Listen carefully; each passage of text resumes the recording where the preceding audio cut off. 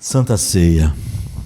Há muito que ser pensado na profundidade do que Cristo fez, e nós sabemos tão pouco sobre isso, não é? Porque todas as nossas mentes juntas, não agora, mas glorificadas, estarão espantados e tentando entender. A Bíblia diz que os querubins, os serafins, os anjos, eles estão debruçados, espantados, tentando entender. Você já pensou na mente de um serafim? O serafim não é um ser humano, não é? É um ser tão diferente. Normalmente a gente só vê a interação entre seres que não são da mesma espécie de uma maneira profunda em filmes de ficção, né? Sei lá, no Ministério Star Wars você vê uns seres que não tem nada a ver com o outro. E o que é interessante, porque é óbvio que o nosso mundo é cheio de seres que não tem nada a ver com o outro, leão, girafa, elefante, mas ninguém vê alguém sentado batendo um papo com o elefante, contando suas histórias, se alegrando na mesma coisa, porque é uma barreira enorme entre nós e os elefantes. Não entre eu e o elefante, porque se eu comer muito a barreira se rompe. Mas há uma barreira enorme. Mas não é maravilhoso? C.S. Lewis dizia isso. Finalmente, quando nós estivermos glorificados, nós vamos conversar com seres que são magníficos, extraordinários. E nós vamos realmente ter comunhão com eles. E vai parecer um sonho de fantasia.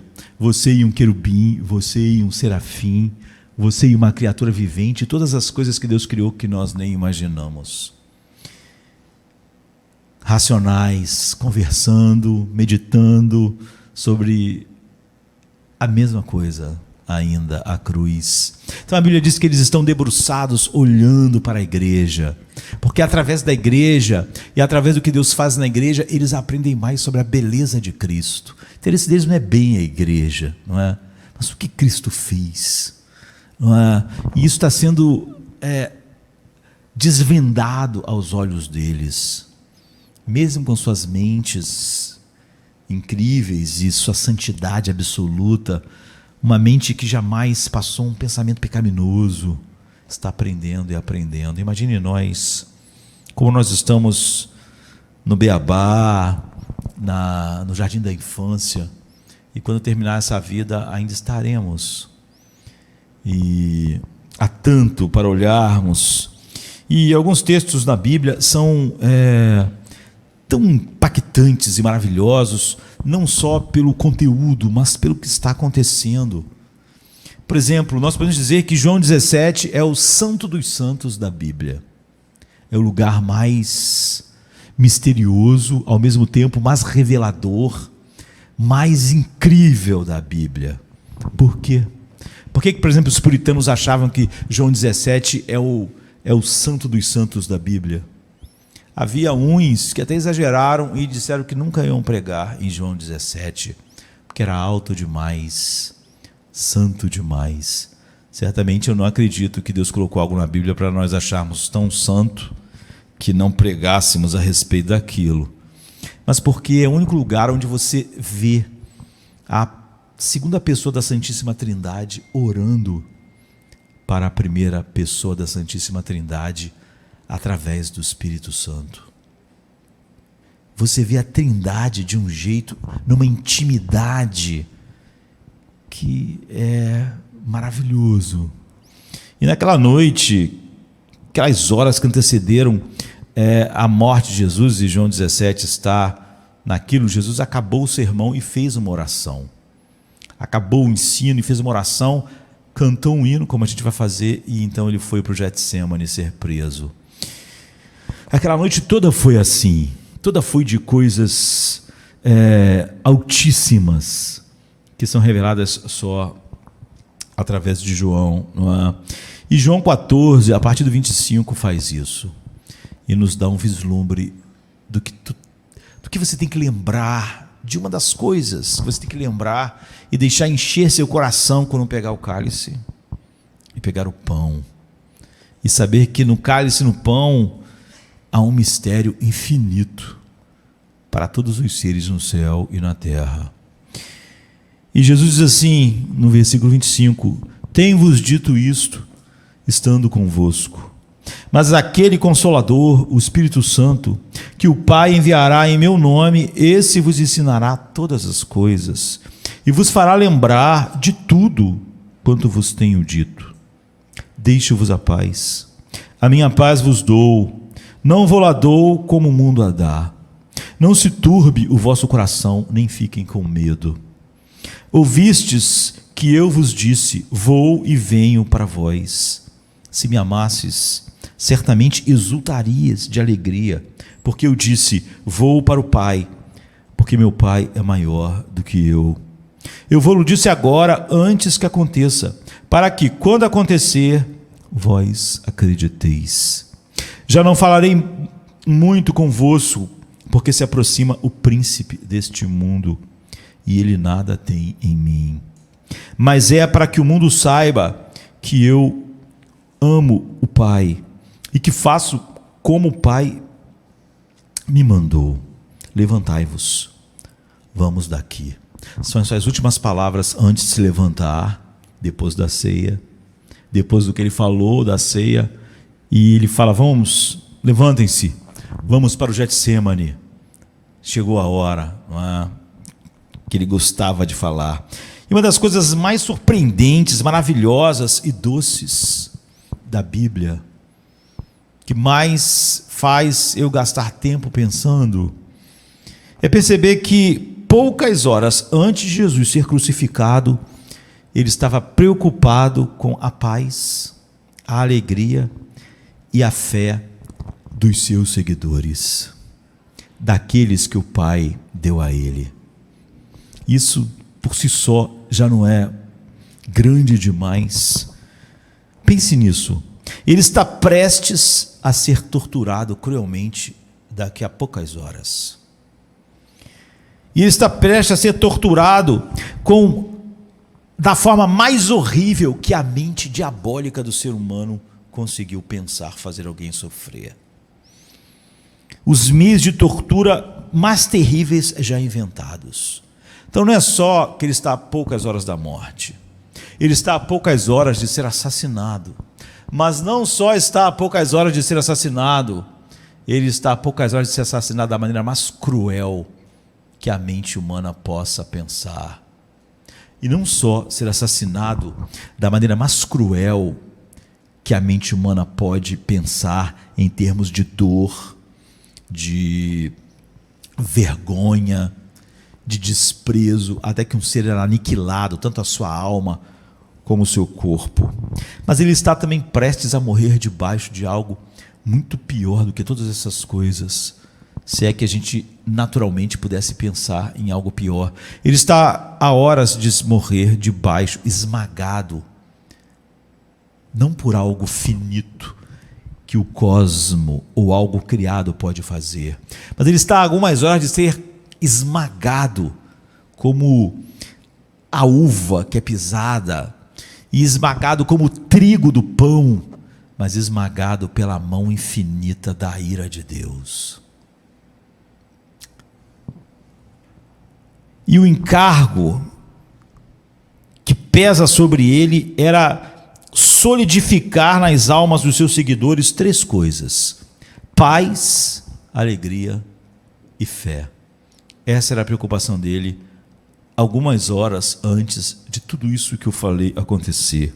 Agora, o que nós estaríamos fazendo se soubéssemos que vamos morrer amanhã? Você estaria aqui? Se dissesse assim, amanhã você vai morrer, seu último dia, você pensaria, ainda bem, porque hoje eu tenho que estar no culto. Ou você ficaria sem condições de cultuar a Deus?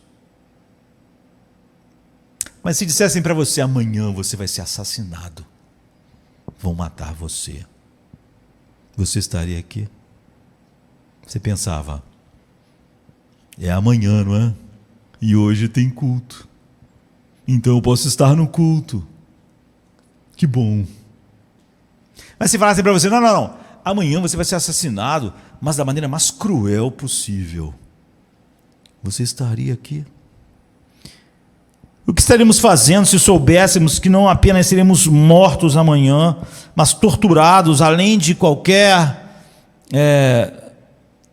dor imaginável? Meu palpite é que estaríamos desesperados para encontrar paz. A maioria dos cristãos não estão sob essas pressões e não encontram paz. Se nós soubéssemos que isso ia acontecer conosco amanhã, então a maioria de nós estaríamos desesperados para encontrar nossa própria paz, nossa própria tranquilidade, nossa própria condição de não explodir de ansiedade ou de medo. Nós estaríamos achando, talvez, impossível encontrar nossa própria alegria e nossa própria confiança de que tudo está bem nas mãos do nosso Deus, sabendo que vamos morrer amanhã dessa forma. Então, provavelmente, não estaríamos expressando nossa preocupação. Poxa, se eu vou morrer amanhã, se eu vou ser assassinado da maneira mais terrível possível. Não vou botar tudo que estava sobre Jesus, porque há coisas que não tem como nós colocarmos, né, debaixo da ira infinita de Deus. Vamos nos limitar ao que nós podemos colocar sobre nós. Você estaria preocupado em fortalecer a paz das pessoas, a alegria delas, a confiança em Deus? A maioria dos pastores não estão preocupados ou acreditam em firmar a paz, a alegria e o deleite em Deus nas pessoas, nem quando a vida é normal. Estão falando que as pequenas coisas da vida tornam incapaz pessoas que estão em Cristo ter paz, alegria e confiança. Então, paz, alegria e fé, esse era a preocupação de Jesus horas antes da sua morte. Não paz para ele, não alegria para ele, não confiança para ele. Ele estava preocupado em transbordar isso para aquelas pessoas. O verso 27 diz sobre a paz: deixo-vos a paz, minha paz vos dou, não vou lá dou como o mundo a dá. Não se turbem os vossos corações, nem fiquem com medo. Versículo 28b, alegria. Se vocês me amassem, vocês se alegrariam, porque eu vou para o Pai, porque o Pai é maior do que eu. Versículo 29, fé. E agora eu vos disse antes que aconteça, para que quando acontecer, vocês creiam, vocês tenham fé, vocês fiquem seguros. Isso é o que ele está buscando antes de sofrer seu assassinato da maneira mais horrível possível, debaixo das mãos infinitas da ira de Deus, o esmagando como a uva no lagar, como o trigo para o pão. Ele está dizendo o seguinte: eu quero que vocês tenham a minha paz, eu quero que vocês sejam profundamente cheios de alegria, eu quero que vocês acreditem no que eu digo e no que faço, ou seja, eu quero que em qualquer situação vocês tenham uma fé inabalável, sem dúvidas, sem medo, sem turbar o coração, sem ficarem perturbados. Eu quero que vocês tenham um tipo de paz que eu dou e que o mundo não pode dar, um tipo de alegria que eu dou e o mundo não pode dar, e um tipo de fé que eu dou e o mundo não pode dar. Esse é o resultado prático desses versos, na verdade o resultado daquela noite. Esse é o propósito pelo qual ele está indo morrer, para que vocês tenham a minha paz, para que a minha alegria esteja em vocês e seja completa, e para que vocês creiam em qualquer situação naquilo que o Pai está fazendo. É uma preocupação desconectada das crises globais. Isso parece, alguns vão dizer, meio subjetivo, individualista. Nós podemos falar sobre coisas mais importantes sociais e À noite eu quero falar um pouco a respeito disso. Essas coisas não estão desconectadas. Jesus não era para estar falando naquela última noite a respeito de como revolucionar socialmente o Império Romano, como mudar as sociedades e como impactar socialmente o mundo. Ele devia estar preocupado com a paz no coração de Pedro, a alegria no coração de Pedro, a fé no coração de Pedro. Suponha que é isso que você pense quando ouve que o Senhor do Universo passou sua última noite, suas últimas horas, antes da coisa mais terrível que aconteceu, não na história, mas para toda a eternidade. Ele passou aquelas últimas horas edificando a paz, a alegria e a fé no coração daqueles que o Pai deu a ele. No verso 27. Então aqui está a minha resposta. Escolha qualquer crise. Qualquer crise, tanto individual, nas famílias, nas casas, no indivíduo ou nas nações. Escolha qualquer crise. Devastação de vícios de drogas, corrupção do colarinho branco, esquemas Ponzi que destroem vidas financeiramente, nepotismo, lavagem de dinheiro, enfim, suborno. Pense em qualquer coisa. Escolha as hostilidades étnicas, religiosas que estão acontecendo agora, como os muçulmanos nigerianos estão massacrando nigerianos cristãos, ou a carnificina na Ucrânia, Rússia. Pense em qualquer coisa. E eu pergunto, de onde elas vieram?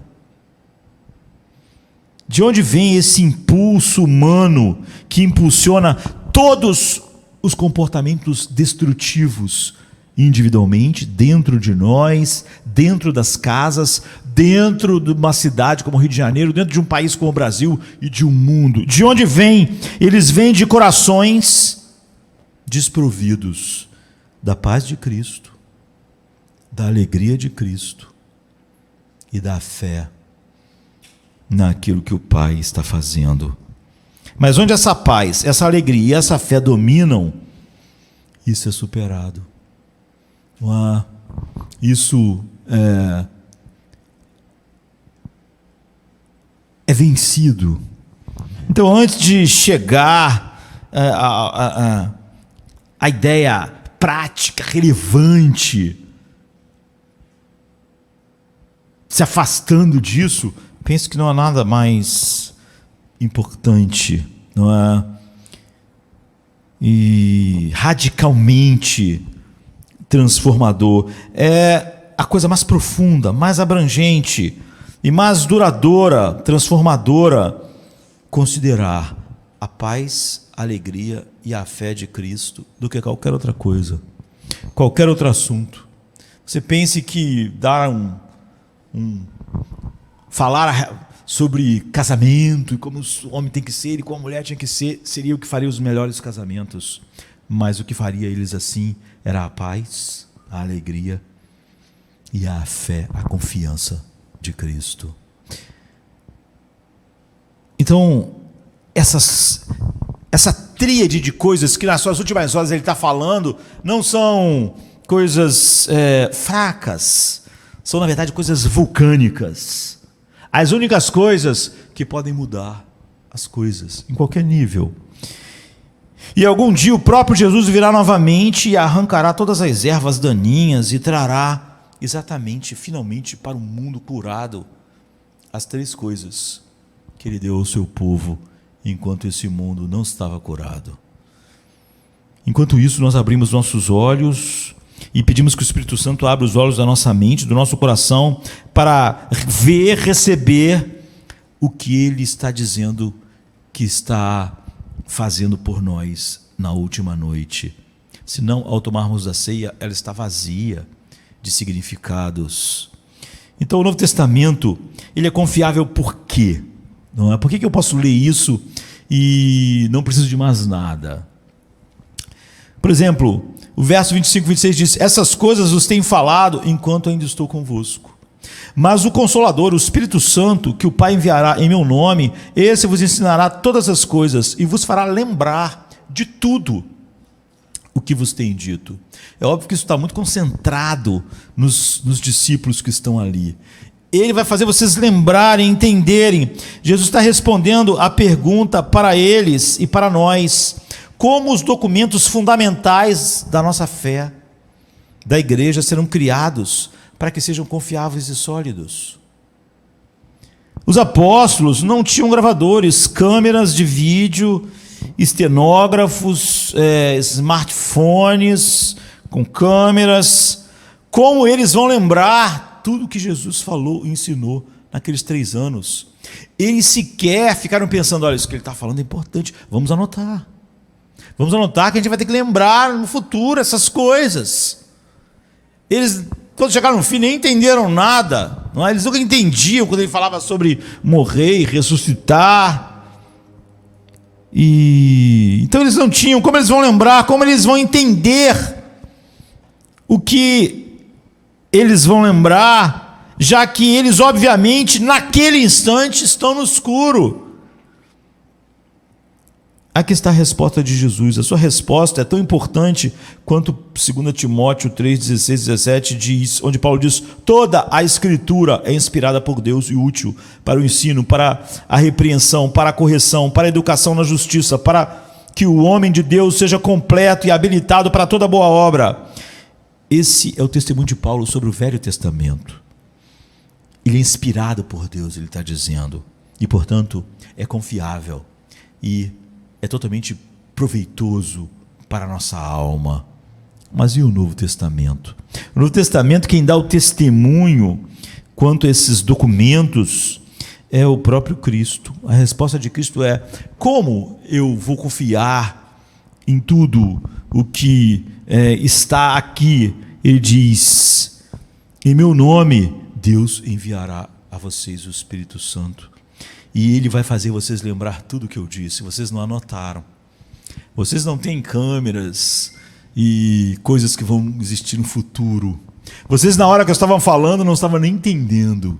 Mas o Espírito Santo vai fazer vocês lembrar tudo. E ele vai ensinar os significados. E não só fazer vocês lembrarem, mas entenderem como aquilo era a expiação, como aquilo era a propiciação. Ou seja, ele vai fazer com que vocês se lembrem de tudo que eu quero que seja registrado para ser pregado em setembro, 25 de setembro de 2022, em Jardim da Luz. E ele vai ensinar vocês os significados profundos disso. Ou seja, ele vai te ajudar a entender, para que quando você escrever, você possa deixar claro o que eu disse e o que significa cada uma dessas coisas. Essa é a maravilha dos evangelhos, em outras palavras, e das cartas dos apóstolos. Assim como Paulo testificou sobre a inspiração do Antigo Testamento, Jesus prometeu inspiração. Vocês não anotaram, vocês não pensavam que eram importantes, mas o Espírito Santo vai fazer vocês lembrar de tudo o que eu disse nesses 3 anos. E mais, vai ensinar vocês os significados profundos disso. Isso é exatamente o que os apóstolos acreditavam que estavam fazendo. Ouça como Paulo expressa isso em 1 Coríntios 2, 12 e 13. Ora, não recebemos o Espírito do mundo, mas o Espírito que vem de Deus, para que compreendamos as coisas que são dadas gratuitamente por Deus, e transmitimos isso em palavras, eles, para nós, não ensinadas pela sabedoria humana, mas ensinadas pelo Espírito Santo. O que Jesus tinha dito: eu lhes darei o Consolador, ele fará vocês lembrarem de tudo e vai ensinar vocês. Paulo está dizendo: nós transmitimos isso em palavras, não ensinadas pela sabedoria humana, mas ensinadas pelo Espírito. Ele está dizendo o seguinte: isso é o que Jesus falou que faria em João 14, não é? Na noite em que ele morreu. Isso é o que Jesus prometeu. O Pai vai enviar o Espírito, ele vai trazer à memória de vocês tudo o que eu quero que a igreja saiba. Que na hora que eu estava falando, vocês não estavam prestando atenção, vocês estavam discutindo quem era o maior, vocês estavam discutindo quem ia sentar à minha direita e à minha esquerda. Vocês estavam cheios de orgulho. Vocês estavam totalmente no escuro enquanto eu falava de coisas profundas. Vocês estavam dizendo, não morra na cruz, não vá para lá, se salvem. Vocês não estavam prestando atenção ou entendendo, mas vão entender. E ele não prometeu criar novos eventos em suas cabeças que eles não tivessem experimentado. Não. Ele prometeu memória, não criatividade. Ele não diz, eu vou dar criatividade a vocês para inventarem coisas que vai fazer eles entenderem. Não. Eu vou dar a vocês lembrança. Eu vou dar a vocês explicação da lembrança. Ou vou ensinar diretamente a vocês, como com Paulo. Não é? Agora, então, o palco está montado. Isso é o que está acontecendo no versículo 27 a 31. E anos depois, João, porque o evangelho não foi escrito uma semana depois que Jesus morreu, anos e anos depois, João vai escrever o que nós estamos lendo. E o Espírito Santo vai fazer exatamente isso, vai fazer ele lembrar, sem erros, e vai fazer ele entender perfeitamente. E ele está fazendo isso por causa de 3 coisas: nossa fé, nossa paz, nossa alegria e nossa fé. E é claro, isso que todo o evangelho de João é. O que é o evangelho de João? É a memória inspirada e o ensino do apóstolo por causa da fé, da alegria, da vida e da paz para nós, a Igreja de Cristo. Então, sempre se surpreenda ao ler os evangelhos e as cartas dos apóstolos. Leia com expectativa e não como você lê qualquer outra coisa. Jesus planejou cada palavra, o Espírito os lembrou. Cada ensino, o Espírito os ensinou. Ele patrocinou pelo Espírito, ele inspirou em um sentido real. O Cristo ressuscitado é que escreveu todo o Novo Testamento. Não é? Lembrando eles, ensinando eles.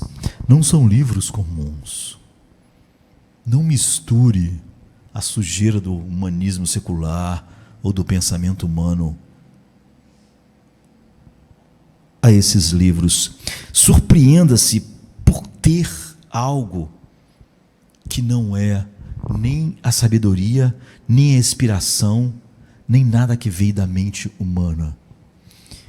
Seja expectante ao lê-los. Peça ao mesmo Espírito Santo, que não vai revelar mais nada novo.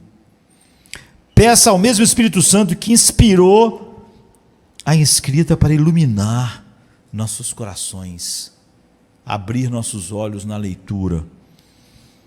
Agora, então, com isso em mente, o pano de fundo e essa realidade sobre a verdade, volte comigo para o versículo 27 e 31 e deixe Jesus colocar a sua paz, sua alegria e sua fé em você, da maneira que ele estava fazendo por eles naquela noite.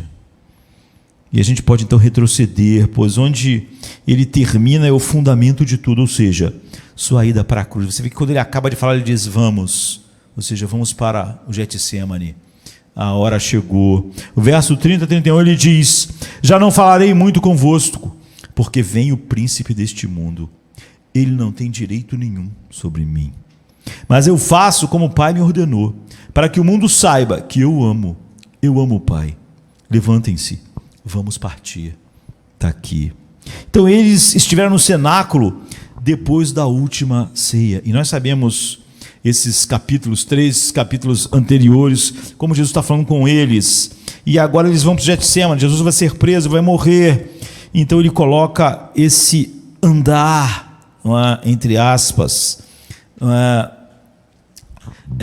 a partir dali, numa luz em que eles possam acreditar e entender. Ele está servindo a fé deles. Tudo que Jesus está fazendo naquela noite é servindo a nossa fé. Ele quer que eles vejam e acreditem que o diabo, que é o príncipe deste mundo, ele diz, agora é a hora do príncipe deste mundo.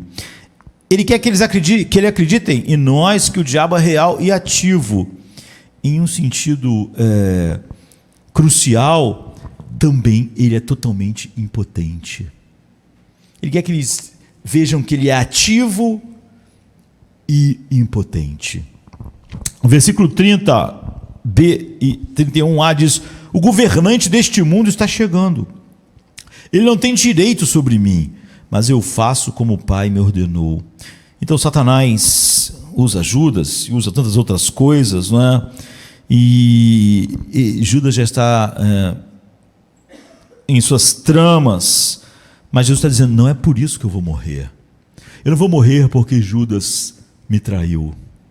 Não vou morrer porque Satanás encheu o coração de inveja e orgulho dos fariseus. Eu não vou morrer. Nenhuma dessas coisas é decisiva nessa noite.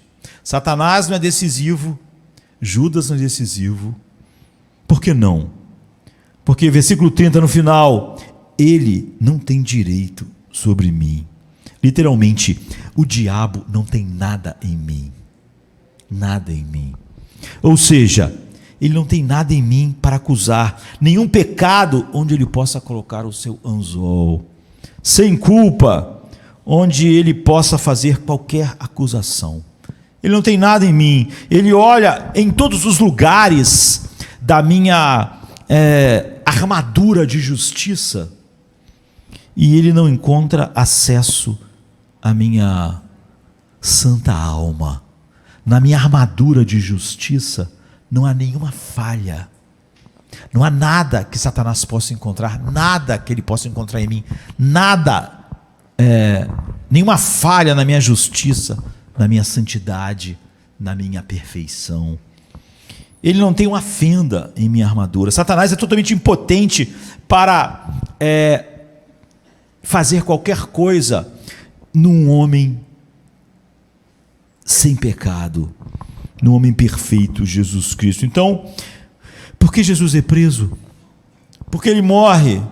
Jesus nos diz claramente que está sobre um comando. Ele diz que naquela noite escura alguém está no comando. Porque ele morre, porque Satanás está fazendo o que está fazendo, e Judas, e ele diz no versículo 30, ele, Satanás, não tem direito sobre mim, mas eu faço o que o Pai me ordenou. Satanás não é a explicação do Calvário. A inveja dos fariseus não é a explicação do Calvário.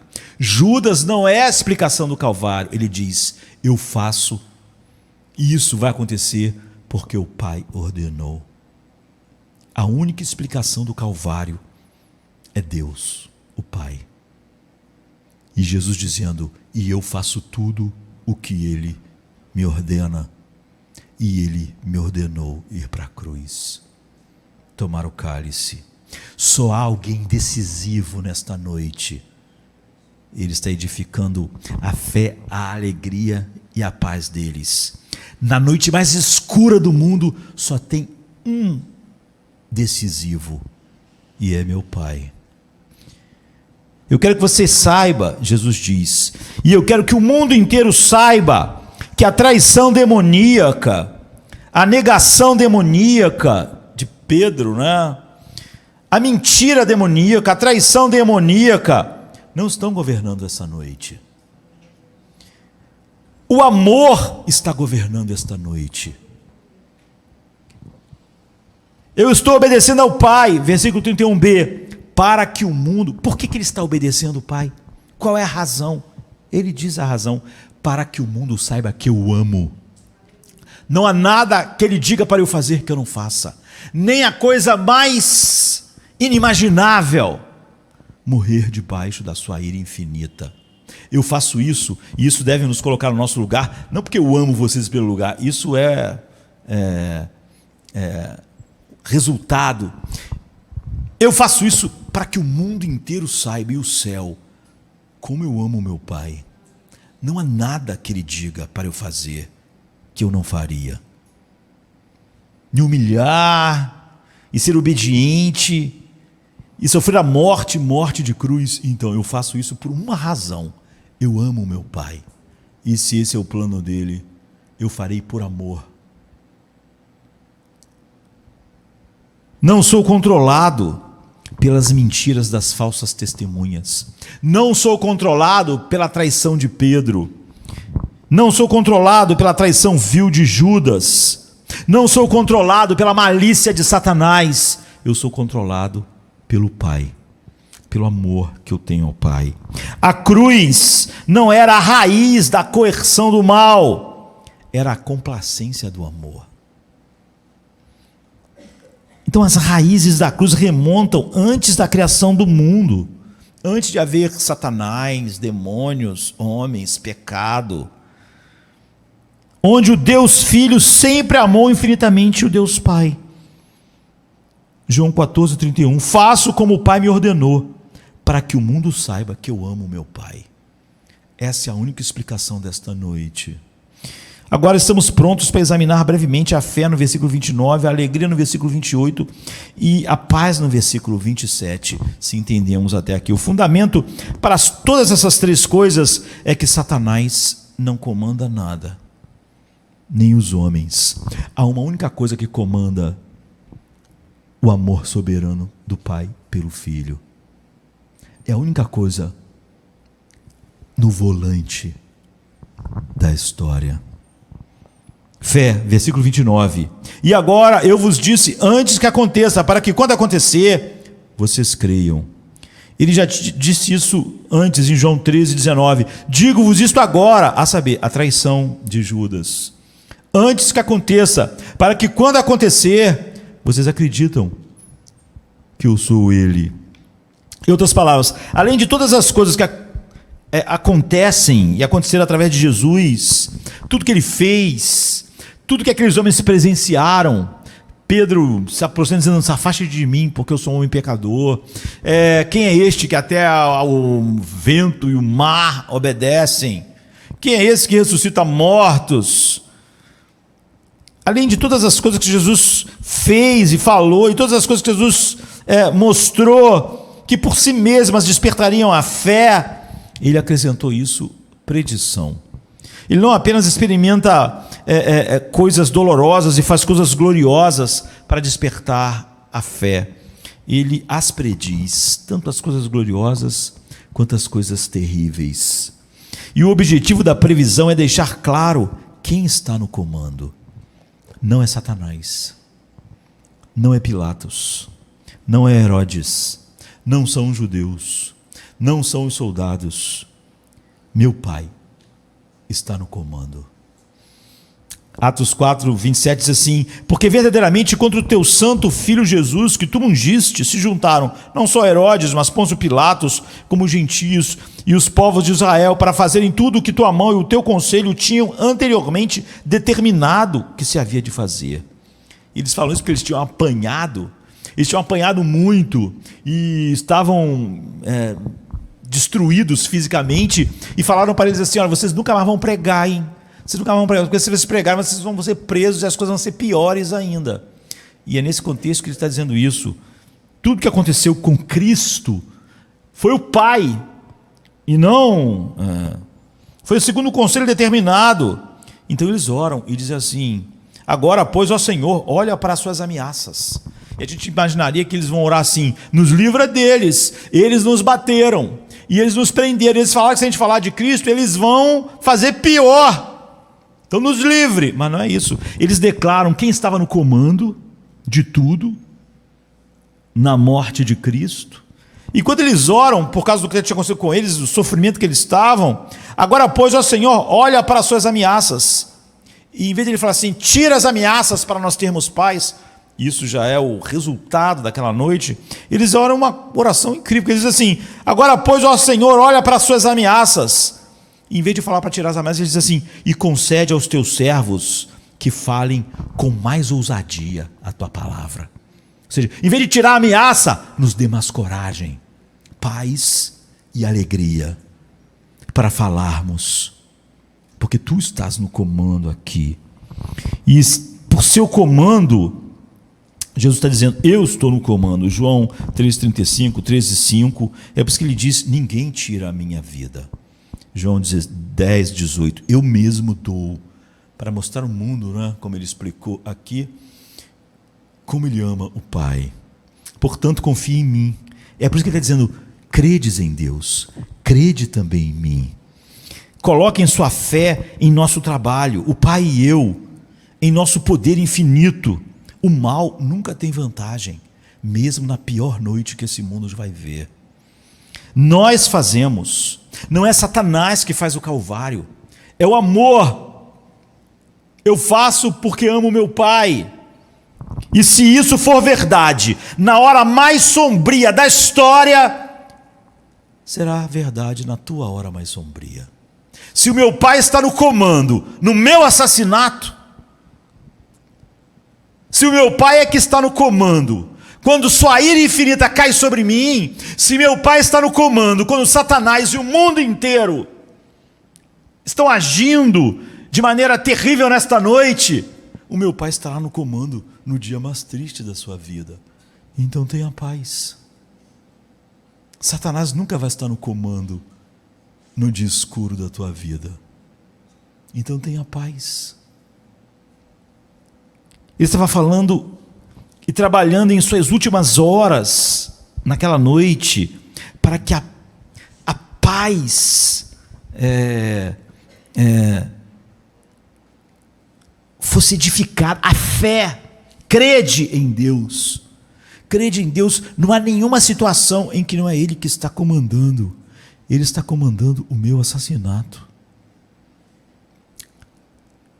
Em segundo lugar, a alegria. Versículo 28. Vocês me ouviram dizer: a vocês vou embora e virei para vocês. Se vocês me amassem, vocês teriam se alegrado, porque eu vou para o Pai, porque o Pai é maior do que eu. Aqui está o argumento: o Pai é maior do que eu. Há dois significados, pelo menos, poderíamos falar mais. Nosso tempo sempre está correndo mais rápido do que gostaríamos.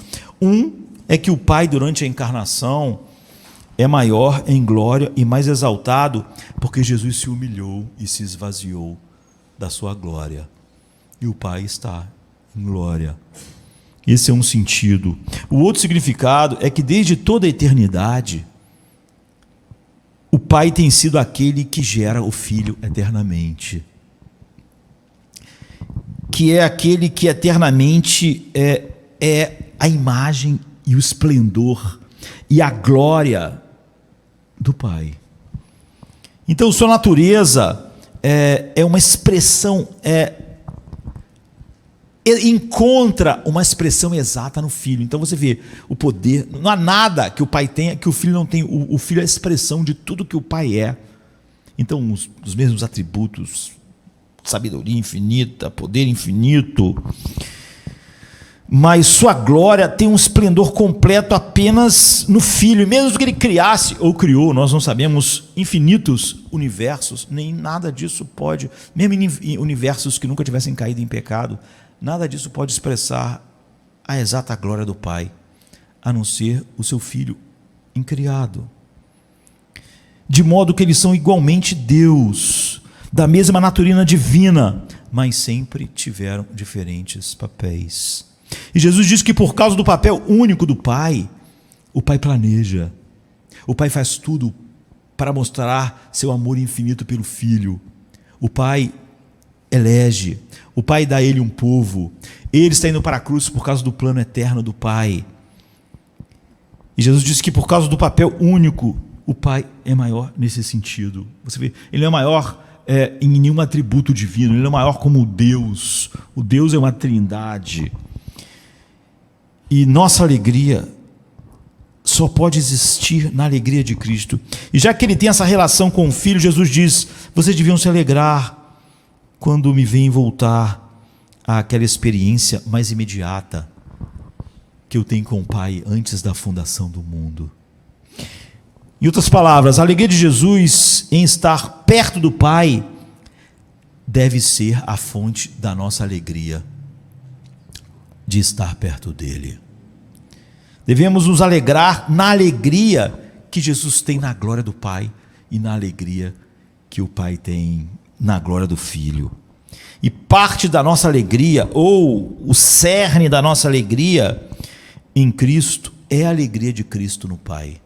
E o cerne da nossa alegria no Pai é a alegria do Pai no Filho. Então ele disse: se você me amasse, você teria se alegrado, porque eu vou para o Pai. Portanto, a nossa alegria não é a alegria do mundo, e nem a alegria por nada que acontece no mundo. Olha quão diferente é o fundamento da alegria do cristão, querido. É triste se passamos uma ideia para o mundo que a nossa alegria tem alguma relação com a alegria que eles sentem quando sentem. Não, ele diz, não como o mundo dá. Deus dá alegria ao seu povo, é a alegria que ele tem em seu Filho. Não é alegria em nada criado. É uma participação na própria alegria de Deus em Deus. Então lembre-se, Deus nos mostrou esse amor entre o Pai e o Filho, e principalmente na cruz. Você vê que ele está dizendo, eu vou para a cruz para mostrar como eu amo meu Pai.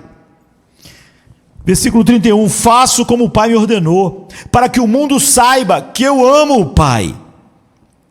Ou seja, ele nos ama só porque o Pai nos deu a ele. Não é?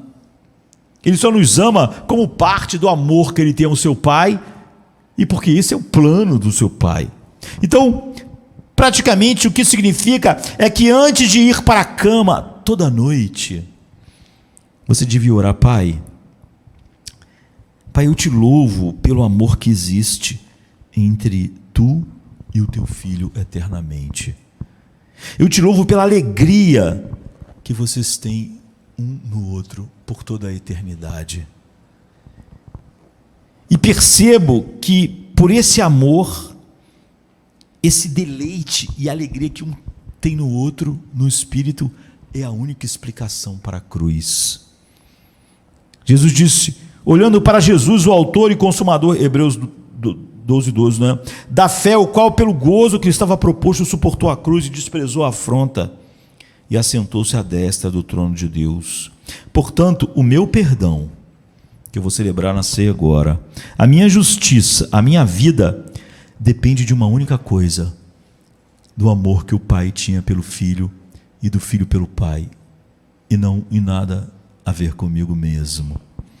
Então eu estou feliz na alegria em Jesus, no Pai, e do Pai no Filho.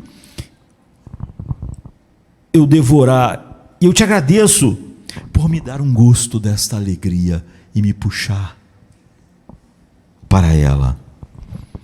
Por fim, paz, fé, alegria e paz. Versículo 27, deixo-vos a paz, minha paz vos dou. Não como o mundo dá, eu dou a vocês. Não se turbe o vosso coração, nem se atemorize. Nas últimas horas da sua vida, Jesus está ajudando você a se tornar uma pessoa destemida e pacífica. Por isso, quando Pedro orou lá, olha, Pai, para as suas ameaças, ele tinha dito, foi pelo determinado conselho de Deus que Jesus foi entregue a essas mesmas pessoas.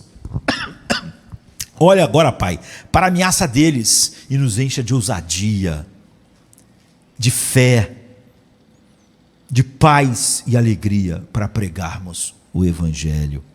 Então, nas suas últimas horas de vida, Jesus está ajudando você a se tornar uma pessoa destemida e pacífica, sem medo e com paz. Você vê como é destrutivo para o Evangelho,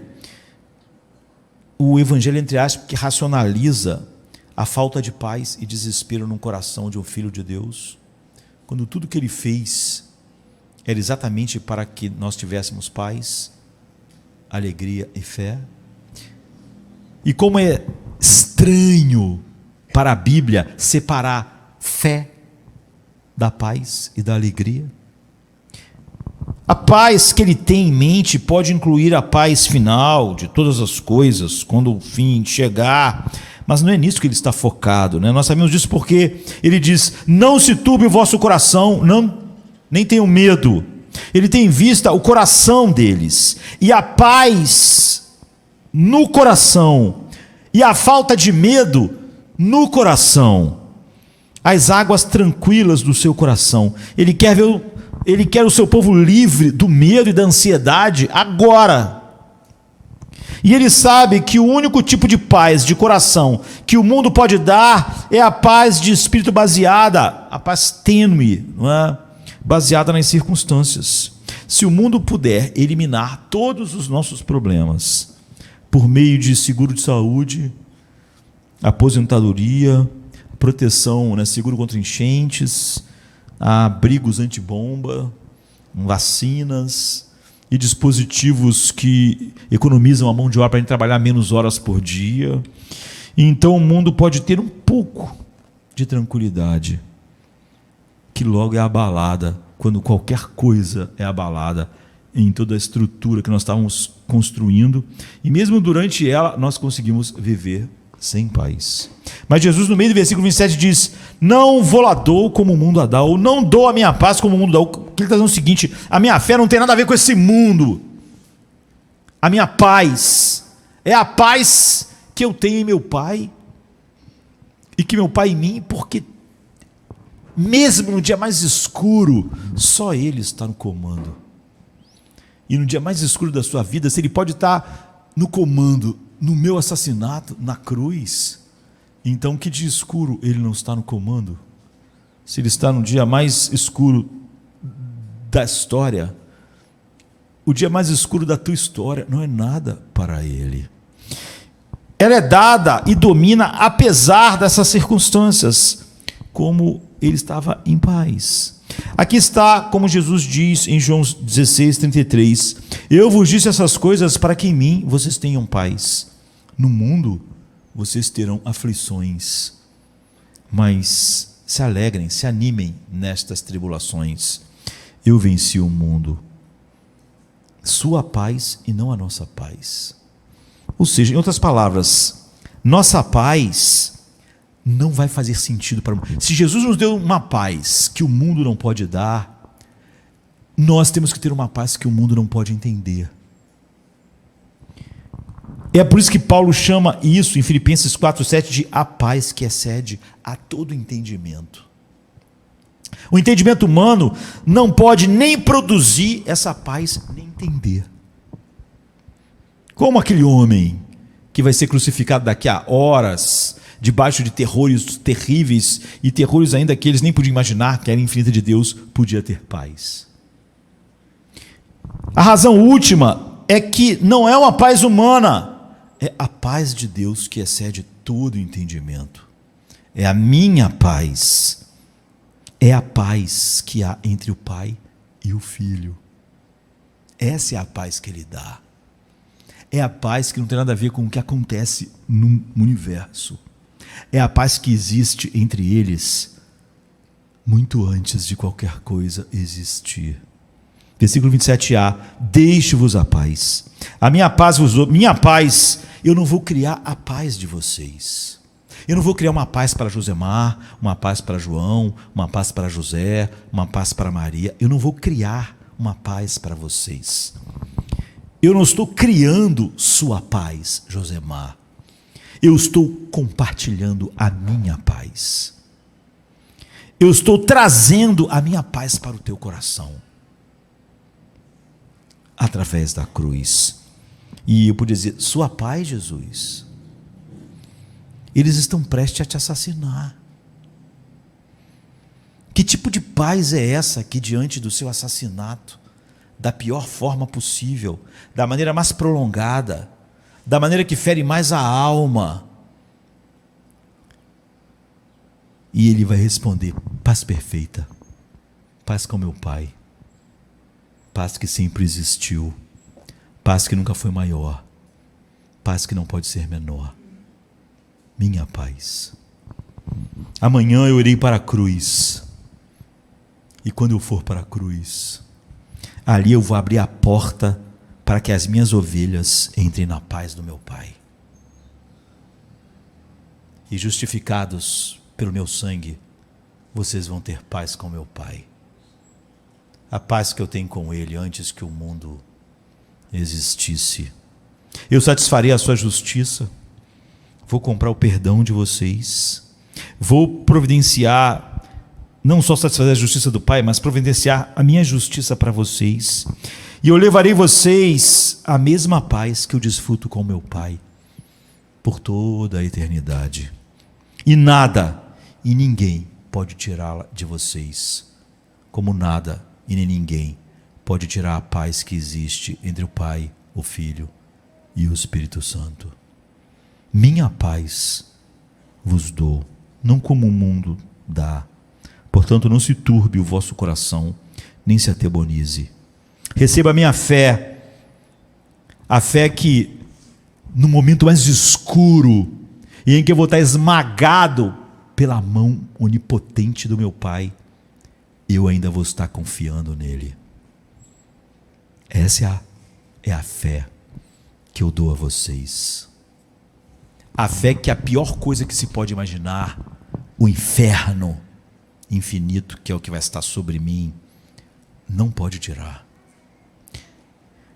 Receba a minha alegria que eu tenho na grandeza do meu Pai. Receba a minha paz que eu tenho como favor do meu Pai.